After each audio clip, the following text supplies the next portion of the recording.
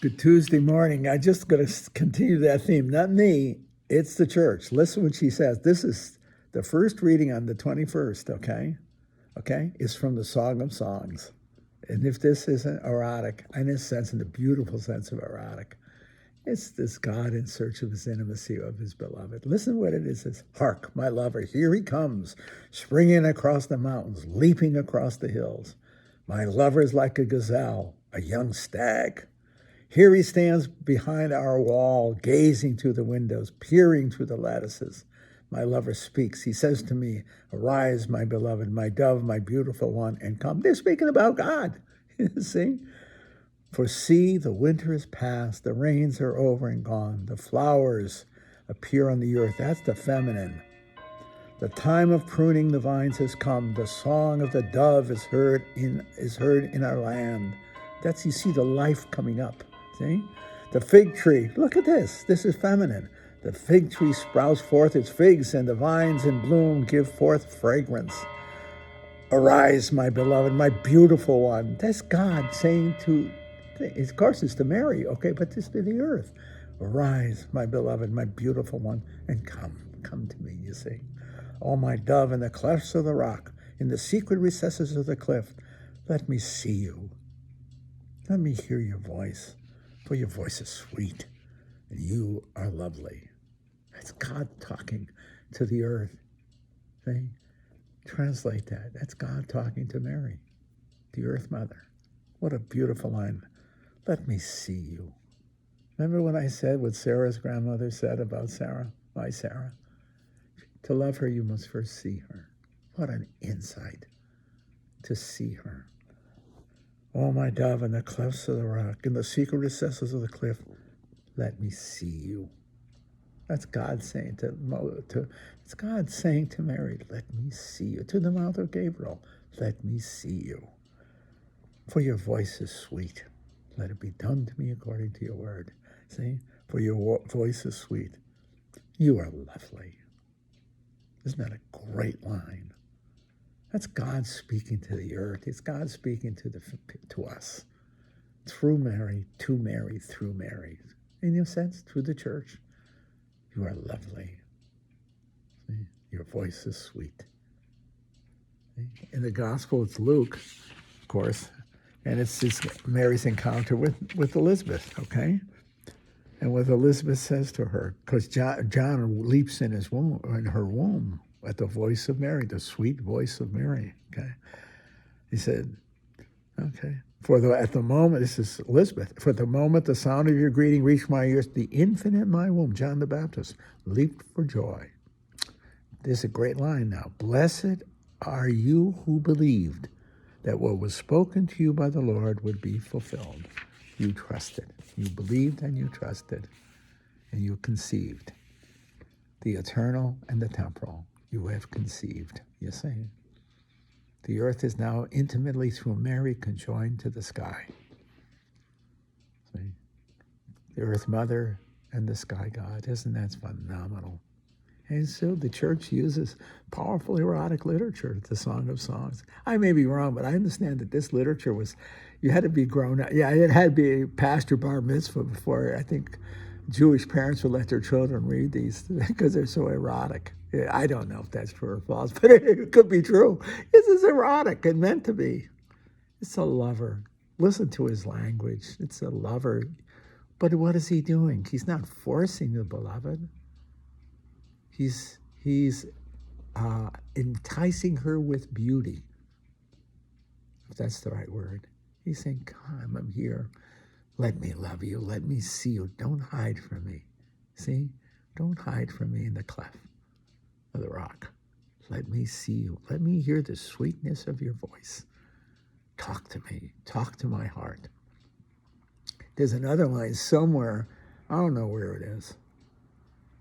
One of the kids in class dug it up for me the other day. Somebody did, I don't know where it is, but it says, be silent and know that I am God. That's a different term, but it's the silence of intimacy. Not shut the hell up, I'm going to talk to you. It's not that. It's be silent. Allow yourself, it's connected to the same thing of seeing. The difference between looking at and listening to. Okay, I'll show it to you. Looking at, you see something out there. Seeing, the person enters, or what you're seeing enters into you.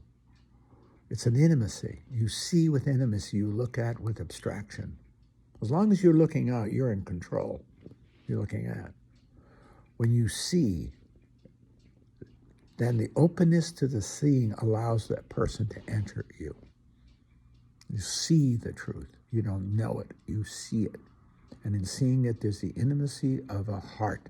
And the heart is the wisdom. That's just true. It's true even in science.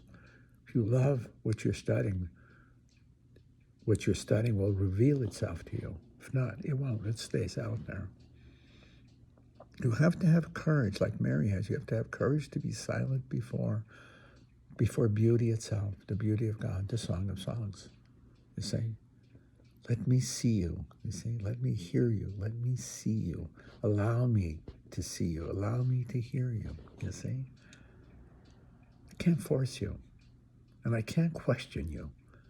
You have to be humble enough and silent enough in my heart to allow the beauty of your voice to be heard and your sight to be seen. You see? That's what he's saying. It's intimacy. If you got to know it all, you'll also be outside of it. You'll never be intimate. You have to allow the beauty to speak for itself in its own personally unique way. That's seeing the beloved. That's what it's here. That's why they're using the Song of Songs. See? And Mary is the quintessential lover because she allows herself to be seen. See? She allows herself to be loved and therefore become pregnant with life itself. See? There's these powerful symbols here. They're not fooling around. The church ain't fooling around when she gives you the Song of Songs. It's giving you a powerful image, not only of God the lover, but Mary, the church, the beloved, the earth. See, the earth. I love this stuff. You can see how you can do it. See, I'm a philosopher by trade, but I know the inadequacies of philosophy because it's a cognitive discipline. It keeps it out there. If you want wisdom, you have to open your heart to the beauty of the truth, and it's personal. It's personal. If I got to question it, I'm going to miss it. But if I allow its beauty to transform me, Sarah's grandmother was absolutely right. To love, you must first be willing to have the heart to see. You must first see her. You have to see her, and once you see her, nothing is the same. See? When God sees Mary and Mary sees God through Gabriel and says yes, she consents to be loved. Nothing else had ever changed. Nothing else would ever remain the same eternally. Next to the creation of the universe, this is the most intimate moment in all of reality. When the sky God and the earth mother are conjoined in love, giving forth the eternal Savior, Christ. Those are real. You take the creation. Yes, Genesis. But the real story is Luke and the vision of John. See? That's the truth. The two great stories, creation, redemption. God creates the earth and therefore the mother principle, the feminine principle, in order to be conjoined,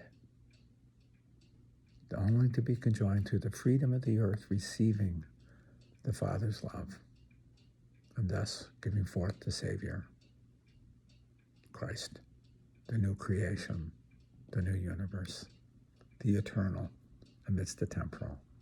It's neat, isn't it? It's neat. I love the Song of Songs. I love Luke. But I worship as a word through John. That's the full story.